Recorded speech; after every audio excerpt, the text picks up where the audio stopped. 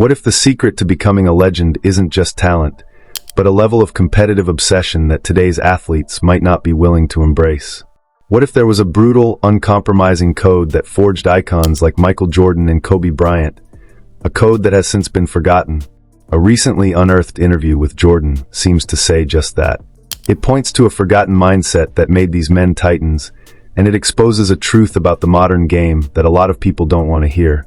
This isn't just about scoring titles or championship rings. This is about a psychological blueprint for greatness and why, in the modern era of sports, it feels like a lost art. For decades, we've been told the NBA is evolving. The players are more skilled, the game is faster, the science is smarter. But with the league's coverage returning to NBC, they've dropped a series of interviews with Michael Jordan called MJ, Insights to Excellence, filmed at his home with Mike Tirico. And in these quiet, reflective conversations, Jordan hasn't just been reminiscing, he's drawn a line in the sand. He questioned the very fabric of the modern athlete's mindset, specifically calling out the now common practice of load management. His words have ignited a firestorm, forcing a question that many have been afraid to ask. In the pursuit of longevity, has the game lost its soul? To really get the weight of Jordan's comments, you have to look at the NBA today. This is an era defined by player empowerment, insane financial security, and a very sophisticated, data-driven approach to player health. Load management has become a household term. It's a strategy where perfectly healthy players are rested during the regular season to cut down on fatigue, prevent injuries, and make sure they're fresh for the playoffs. Coaches like Steve Kerr, who played with Jordan and now coaches modern superstars, has defended it as a necessary part of today's game. He argues that the physical demands are just way greater now. The stress on players' bodies is on another level. Logically, it makes sense. Teams have huge performance staffs using advanced analytics to track player exertion, all to protect their multimillion-dollar assets and give them the best shot at a title. This is the age of sports science, where being cautious is king. But for fans, it can be a gut punch. Families spend hundreds, sometimes thousands of dollars on tickets, hoping to see their favorite player, only to show up and find them sitting on the bench in street clothes. Not because of an injury, but a scheduled day off. The league itself knows it's a problem, and even put in new rules requiring players to hit a minimum number of games to be eligible for major awards, a direct shot at the growing backlash. This is the world Jordan's comments landed in, a world of careful calculation, scientific reasoning, and simmering fan frustration. In his interview, Jordan was completely blunt. When asked about load management, he just said, "Well, it shouldn't be needed first and foremost." It's a simple statement, but it carries the weight of a different time, a different philosophy, a different code. It's the voice of an era where the idea of sitting out a game you could physically play wasn't just unthinkable, it was a betrayal of a sacred trust. Michael Jordan didn't just play basketball, he weaponized it. His greatness wasn't just in his highlight reels, but in a psychological fire that burned everything and everyone in its path. For him, every single game was a test of his dominance. It wasn't just one of 82, it was the only one that mattered. "I never wanted to miss a game because it was an opportunity to prove," Jordan explained in the NBC interview. He wasn't thinking about the playoffs in November. He was thinking about the person in the last row of the arena. "I want to impress that guy way up on top who probably worked his ass off to get a ticket." When Tirico pushed back, asking if he really cared about some fan heckling him from the nosebleeds, Jordan's response revealed his predatory mindset. "Yeah, because I know he's probably yelling at me, and I want to shut him up." For Jordan, just being there was a non-negotiable part of the job. He had a duty to perform, to entertain, and to dominate. His career proves it with insane consistency. In 15 seasons, he played all 82 games 9 different times. The only major time he missed was for a broken foot and his 2 retirements, never for rest. This wasn't just a choice, it was his doctrine. He believed playing through pain and exhaustion kept him sharp and kept the team's rhythm. More than that, it was a matter of honor.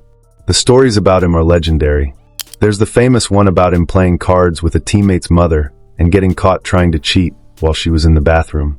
Not for money, not for fame, but because the act of losing, even in a pointless game of cards with an old woman, was something he just couldn't stomach. During the 1992 Dream Team practices, after Magic Johnson's team got an early lead and Magic joked, "Hey man, if you don't turn into Air Jordan, we're going to blow you out today," Jordan unleashed a fury that left his fellow legends in shock. He took over the scrimmage, throwing down a ridiculous 360 dunk over David Robinson, just to prove a point in practice. This mentality was clearest when he was hurt. Early in his career, he twisted his ankle. A veteran teammate told him to sit down and rest it. Jordan's response? "Nah man, I'm trying to make a name for myself. There's no way I can sit." He had it taped up and went right back in. And then there's the flu game. Game 5, 1997 NBA Finals. The series is tied 2-2 against the Utah Jazz. The night before, Jordan gets diagnosed with food poisoning and has severe flu-like symptoms. He's dehydrated, exhausted, and visibly sick. Most guys wouldn't have even shown up to the arena. Jordan didn't just play. He dropped 38 points, grabbed 7 boards, and hit the go-ahead three-pointer with 25 seconds left to win the game.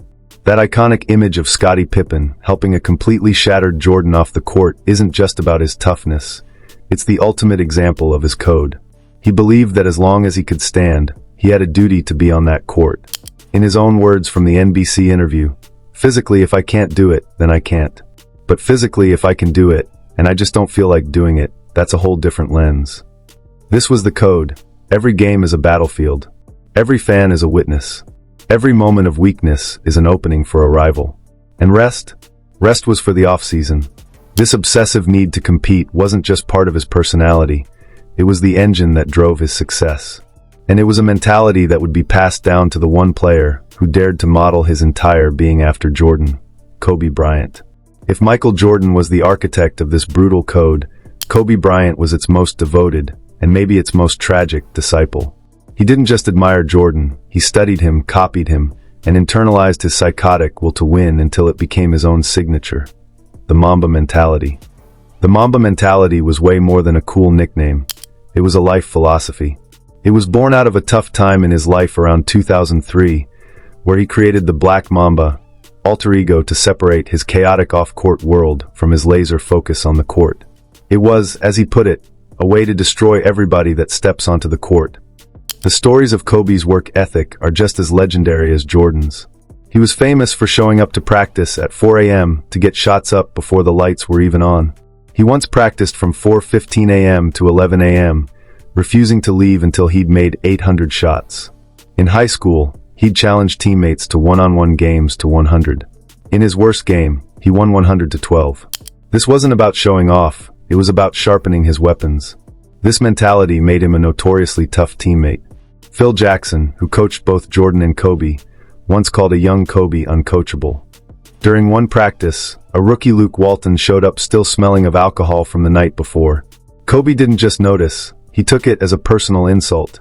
He told the team no one was allowed to help Walton on defense, and for the entire practice, Kobe just hunted him, scoring on him over and over.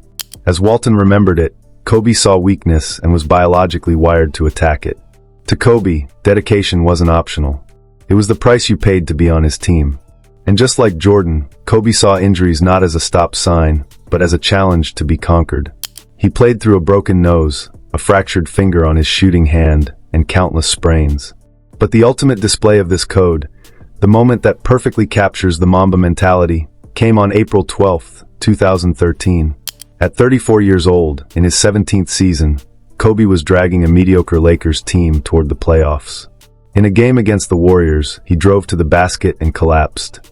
He had ruptured his Achilles tendon. For most athletes, that's a soul-crushing, career-ending injury. The pain is immediate and overwhelming. As Kobe sat on the floor, he reached back and tried to pull the tendon back up, a useless but telling reflex. The arena went silent. He sank the first shot. He sank the second. Only then, after tying the game and finishing the job, did he slowly walk off the court under his own power, his career as an elite player essentially over. That long walk to the locker room was the final, defiant act of a man who lived and died by Jordan's code. He would not be broken in front of the world. He would finish the job, no matter the cost.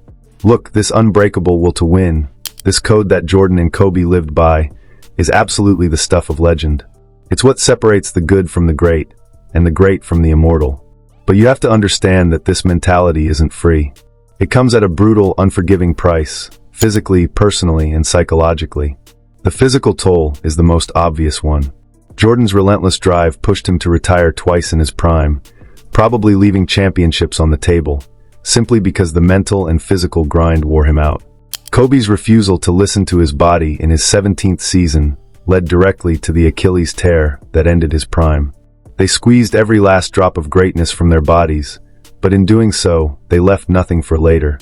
They chose a shorter, brighter blaze over a longer, dimmer flame. Modern athletes like LeBron James, who see careers stretching into their late 30s, are making a different bet. They see longevity as its own skill, something you cultivate through rest and recovery. And then there's the psychological weight. To keep that level of intensity year after year, your mind has to be wired differently. It requires what some have called a psychotic hatred of losing. It means finding motivation in every slight, whether it's real or imagined. It means never being satisfied, never being at peace. Jordan couldn't even play a game of cards with his teammate's mom without feeling that compulsion to win. That's not just competitive, it's an obsession that takes over your life.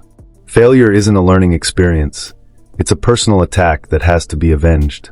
So why does this Jordan Kobe mentality feel like something from a different time? Why does the code seem lost? The answer isn't as simple as saying modern players are soft. The world they live in has completely changed, which changes the very things that drive an athlete. First, and maybe most importantly, is the money. Michael Jordan and Kobe Bryant became incredibly rich, but their biggest paydays came later in their careers. For many players of their era, every season was a fight for financial security. Today, thanks to massive TV deals and global marketing, a top rookie can sign a contract that sets up their family for generations before they've proven a single thing. When you're already set for life, that desperate hunger to win at all costs can easily be replaced by a more practical desire to protect your health and extend your career. You have to protect the asset. Second, the media has gone from a spotlight to a 24/7 global microscope. Jordan and Kobe dealt with intense scrutiny, but it was nothing compared to the social media panopticon of today. Every action, on or off the court, is caught on a phone, blasted across the internet, and dissected by millions. A moment of frustration with a teammate or a single bad game becomes fuel for an endless cycle of hot takes and memes. This pressure creates a culture of brand management and playing it safe. The kind of raw, abrasive leadership that Jordan and Kobe used would be almost impossible to pull off in an age where every player is a brand and every moment is a potential PR crisis. Finally, there's been a huge cultural shift toward prioritizing mental and physical well-being. The same sports science that recommends load management also recognizes the immense psychological strain on athletes. The league now provides resources for mental health, and there's a growing understanding that a player's value isn't just their on-court production.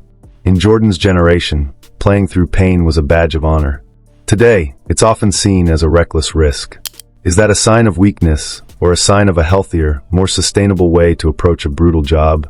A recent 10-year study commissioned by the NBA found no clear link that load management actually reduces injury risk, making the debate even murkier. It suggests that things like age and prior injuries are much bigger factors, leaving teams to balance and proven science against the old-school mentality of just playing the game.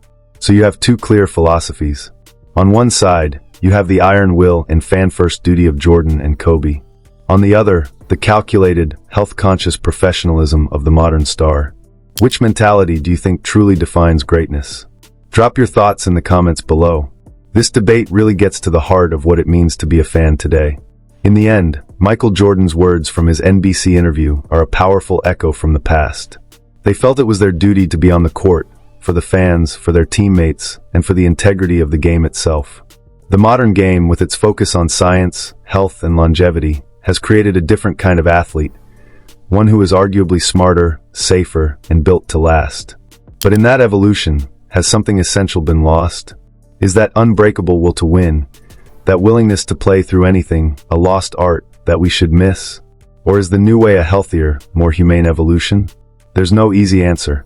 There's only the lingering question, what is the true price of greatness? And in this new era, who is still willing to pay it?